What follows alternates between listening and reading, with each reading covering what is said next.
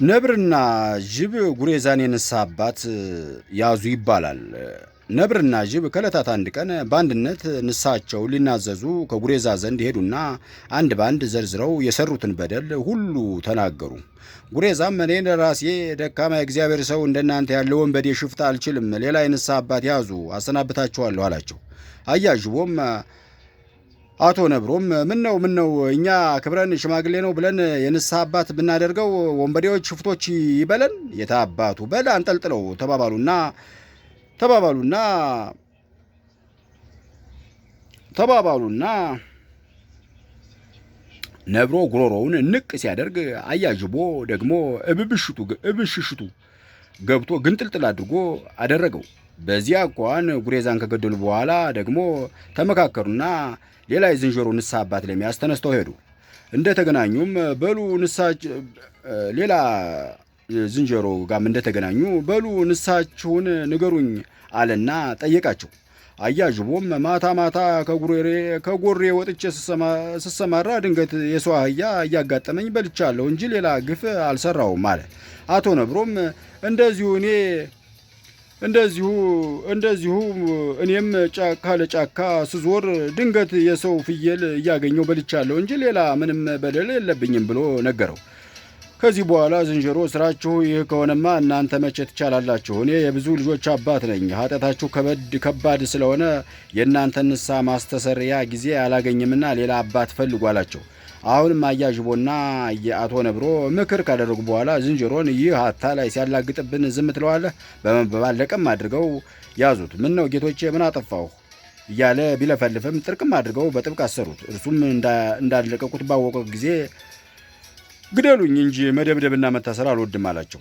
አንተን ማን ይገድላል ማሰር ነው እንጂ ሲሉ መለሱለት። ዝንጀሮም መታሰር ማደና ነበር፣ ነገር ግን ገደል እንዳጥሉኝ ብቻ ማጠናቸዋለሁ ብሎ ለመናቸው። አያዥቦና አቶ ነብሮም ደግሞ አንተ እንዳልክ ሆነና አረበል ያዘው ይህንን አሸዋፊ የእኛን ንስሐ ያበረከተበትን ምክንያት ይንገረን አሉና በትራቸውን እስኪሰባበር ይዠልጡት ጀመር። እርሱም ጌቶች የባካችሁ በከንቱ አትድከሙ፣ ክንዳችሁ አይመማችሁ፣ እኔ እንደሆንሁ በትር ልማዴ ነው። ይልቅስ ከገደል ሳይሆን ከአውላላ ሜዳ ላይ ወስዳችሁ ጣሉኝ አልና ለመናቸው። ደግሞ አንተ እንደፈለክና እንደመረጥክ ሆነና ብለው አንጠልጥለው ወስደው ከገደል አፋፍ ላይ ያደረሱትና ገደል ልንጥልህ ነው፣ እንግዲህ ንስሐችንን አስወርድልን አሉት። እኔማ ያልኳችሁን እምቢ ብላችሁ አስራችሁ አምጥታችሁኝ የለምን? ስለዚህ አሁን ገደል መጣሌ ላይቀርልኝ ምንም ቢሆን ሞቴ ናትና አልነግራችሁም ሲል መልስላቸው። ተው ለቀቅነህ ቢሉት ላትምሩኝ ምን ያደርግልኛል እምቢ አለና እንቅጩን አስረዳቸው። አቶ ነብሮና አያዥቦም አንተ ለመዳን ባትፈልግ ነው ብለው የታሰረበትን ፈተው ገደል ጣሉት። ዝንጀሮም ከገደሉ ተንከባሎ ወርዶ ሶስተኛው እርከን ላይ ሲደርስ ከቋጥኝ ላይ ቁጭ ብሎ ወደ ላይ እያየ ድዱን ገልብጦ ስቆባቸው አመለጣቸውና ከዘመዶቹ ጋር ተቀላቀለ። ደግሞ ሶስተኛ አቶ ነብር አያዥቦን እንግዲህ ምን ይሻለናል ትላለህ ሲል ምክር ጠየቀው። እሱም እኔ ምን አውቄ ከእኔ ይልቅ አንተ አትሻለምን አለው። ወዲያውኑ ከሚመካከሩበት ቦታ እንዳሉ ድንገት አንድ ወደላ አህያ አገኛቸው። አያዥቦና አቶ ነብሮም ከተቀመጡበት ብድግ ብለው እንዴት ዋልክ ሲሉ ሰላምታ ቀረቡለት። እሱም እግዚአብሔር ይመስገን ካለ በኋላ አረ ለመሆኑ ከወዴት ትመጣላችሁ አላቸው። ዝንጀሮ ገድለን አሉት። ምክንያቱን ለማወቅ ፈልጎ ባካችሁ ምን ቢያደርጋችሁ ነው አስረዱኝ ሲል ጠየቃቸው። የነፍስ አባት ይዘነው የሰራነውን በደል ብናዘዝለት ንስሐችንን ስላበረከተብን ነው ብለው ተናገሩ። አህያም ለመሆኑ ምንድን ኑሯል ንስሐችኋልና ጠየቃቸው። አያዥቦ ያንተን ጓደኛ በልቼ ነዋ፣ ሌላማ የሰራሁት ምን ኑሮ ነው አለ። አረ ለመሆኑ ስንት አህያ ነው የበላኸው ቢለው 10 ሲል መለሰለት። ታዲያ 11 ካልሞላህ ምን ንስሐ አለብህ አለው። አያዥቦም እንግዲያው አንተን ደግሜ ንስሐ ገባለሁ አለው። አህያውም ያለፈውን ንስሐን ተወጥተህ እኔን እንደገና አንድ አትልምን ብለህ ብትጀምር አይሻልም በማለት ምክር ቢያቀርብለት ሐሳቡ መልካም ነው፣ ያለፈውን ኃጢአቴን ለማስተሰረይ ከማን ዘንድ መሄድ ይሻለኛል ብሎ ጠየቀው። ቁመታቸው አጠር፣ መልካቸው ጠየም፣ አፍንጫቸው ጎመድ ከራሳቸው ላይ ያለው ጥምጣማቸው ከበድ ያለ ሰው ታገኛላችሁ። እኔም አሁን ከዚያ መምጣቴ ነው። በዚህ በኩል አድርጋችሁ ሂዱ። መንገዱም በጠፋችሁ ጊዜ እዚሁ ሁኜ አመላክታችኋለሁ አላቸው። እነሱም እንደ ተነገራቸው ተነስተው ቢሄዱ ለምድር ለሰማይ የከበዱ አዛውንት ጥምጣማቸው ያማረ አንድ ትልቅ ጦጣ ከሾላ ላይ ተቀምጠው አገኟቸው። አቶ ነብሮና አያዥቦም መሬት በመሳም እጅ ነስተው አባታችን እንደምን ዋሉ አሏቸው። ጦጣም እግዚአብሔር ይመስገን፣ እንዴት ዋላችሁ ልጆች፣ ከወዴት መጣችሁ ብሎ ጠይቃቸው። ከሩቅ አገር ነው ሲሉ መለሱለት። ምን ነው በደናችሁ ነው ቢላቸው፣ የንስሐ ልጆች እንድንሆኑ እርሶም አባት እንዲሆኑን ብለን ነበር አላቸው። መልካም ምን ከፋኝ፣ በሉ ትንሽ አረፍ በሉ አላቸው። አቶ ነብሮና አያጅቦም ንስሐችንን ሳንናገር አንቀመጥም ብለው አስቸገሩት። በዚህ ጊዜ እንግዲያውስ ደግ ነው፣ የሰራችሁትን ኃጢአት ዘርዝራችሁ ንገሩኝ አላቸው። ሁለቱም ለየብቻቸው ንስሐቸውን ተናዘዙ። እሱም ለዚህ ነው እንደዚህ የተጨነቃችሁት? በሉ እንኳን መጣችሁልኝ። አንድ ዕቃ ዋሻ ውስጥ አስቀምጬ የሚያወጣልኝ አጥቼ በጣም ተቸግሬ ነበር ብሎ መጫኛውን ይዞ አቶ ነብሮና አያዥቦን አስከትሎ ወደ ዋሻው ሄደ። ከገደሉም አፋፍ በደረሱ ጊዜ እንደምን አድርገን ነው የምናወርደው ብለው ጦጣን ጠየቁት። እሱም አያጅቦን አንተ ጎበዝም ደፋርም ነህ፣ ስለዚህ እኔና አቶ ነብሮ ወገብህን በመጫኛ አስረን እንሰዳለን። አንተም በእግርህ እየቆነጠጥክ ትረዳናለህ እና ቅር አይበልህ። እኔ እንዳልወርድ አቅም የለኝም፣ ደግሞ ሽማግሌ ነኝ። አንተ ግን ጠንካራ ነህ፣ ዕቃውም ከበድ ያለ ስለሆነ ትችለዋለህ ብሎ ባስረዳው ጊዜ እሺ በማለት ትእዛዙን ተቀበለ። ከዚህ በኋላ አያዥቦን ወገቡን ጥርቅም አድርገው በመጫኛ አስረው ለቀቁት።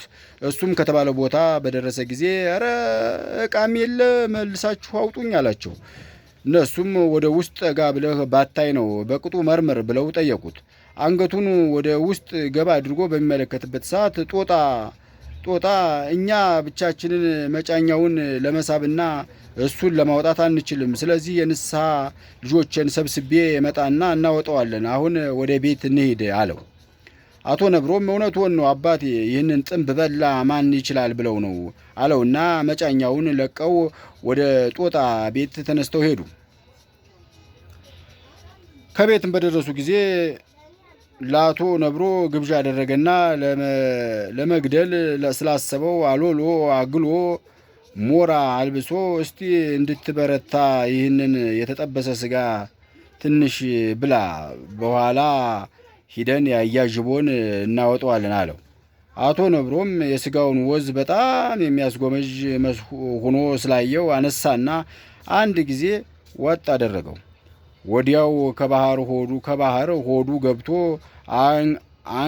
አንጀቱን አኮማትሮ እዚያው ድብን አድርጎ ገደለው። በዚህ ጊዜ ጦጣ የአቶ ነብሮን ሬሳ ደላጎ ሸፈነና አያዥቦ ዘንድ ሄደ። ካፋፉ ብቅ ብሎ እንደምን ዋልህ በማለት ቢጠይቀው የሰራችሁኝን ስራ አልረሳውም፣ ቆይ ግድ የለም ሲል ዛተበት። ጦጣም የኔን ጭንቅ አንተ አላየህልኝም ብሎ መለሰለት። ምን ነው ምን አገኘው ቢለው፣ ኧረ ተወኝ ወንድሜ፣ የገዛ ጓደኛህ ከዚህ እልፍ ባልን ጊዜ ሊገድለኝ አምላክ አላወጣኝም አለው። ምክንያቱም ባንተው ነገር ነው። እኔ እናውጣው ስል እሱ ደግሞ አይሆንም ብሎ ብርቱ ክርክር አድርገን ከጥል በመድረሳችን ነው። እሱ ድሮውንም ጨካኝ ነው። እኔ መቼ ባህሪውን አጣሁ ታውቀዋለሁ። አሁን ለመሆኑ ምን ይሻለኛል ይላሉ አባት ያለ። ጦጣም ሆዴ አልጨክን ስላለኝ ተደብቄ ላወጣህ መጣሁ። አሁን ዋናው ነገር እሱ ወደማያገኝህ ሀገር ትሄድ እንደሆነ ላውጣህና ጥፋ አለው። አያዥቦም ከዚህ ብቻ ልውጣ እንጂ ተነስቼ እልም ብዬ ጠፋለሁ ሲል መለሰለት። በዚህ ጊዜ ጦጣው ከገደሉ ውስጥ አወጣውና አያጅቦ እንግዲህ አደራህን አጥብቀህ ተሸሸግ፣ ያየህ እንደሆነ እኔም ጭምር ታስገድለኛለህ አለው። እሱ መራ አባቴ እንኳን ከዚህ የወጣሁ እንጂ ሁለተኛ በዚህ ቀበሌ ይገኛል ብለው አይጠርጥሩኝ አለ። ጦጣም መለስ አድርጎ አሁን ግን ለጊዜው ሩቅ ሳይሆን አይቀርምና ከቤት ሄደን ምሳህን በልተህ ትሄዳለህ አለው። አያጅቦም የሆዱ ነገር ስለሚብስበት እሺ ብሎ ተከተለው። እቤትም በደረሱ ጊዜ አጥንት ሰጠውና አንተ ይህንን ብላ፣ እኔ ጅራትህን ልቅ መልልህ፣ ግን ገልመጥ እንዳትል አለው። እሱም ያሉኝን እፈጽማለሁ ብሎ አጥንቱን ይዞ ሲግጥ ጦጣ ጅማት አቅርቦ የአያጅቦን ጅራት ከነብሩ የፊት እግር ጋር ግጥም አድርጎ ይሰፋ ጀመር። ወዲያውኑ ኧረ አመመኝ ብሎ ጮኸ። እንግዲያው አጥንቴን መልሳ አለው። ሆዱ እያሳሳው ህመሙን ታግሶ ዝም ሲል ጥርቅም አድርጎ ሰፍቶ ስለጨረሰ በኋላ ነውር ጌታዬ፣ አቶ ነብር ከወዴት መጣህልኝ ብሎ አቶ ጦጣ ብድግ አለ። በዚህ ጊዜ ጅቦ መለስ ብሎ ቢያይ እውነትም አቶ ነብሮን አጠገቡ ሆኖ አገኘው። የነከሰውም መሰለውና ዘሎ ሬሳውን ከማጀት እየጎተተ መንጥቆ አውጥቶ ነፍሱን አጥቶ ሲክነፈነፍ ገደል ገብቶ ሞተ ይባላል። እጸድቅ ያለ መንኩሶ እካስ ያለ ታግሶ እንደሚባለው ሁሉ የንስሐ አባትን ትእዛዝ በዛ ከበደ ሳይሉ ኃጢአትን እንዲሰረይ መፈጸም ይገባል። ከብዙ ጉልበት ትንሽ ብልሃት ይበልጣል።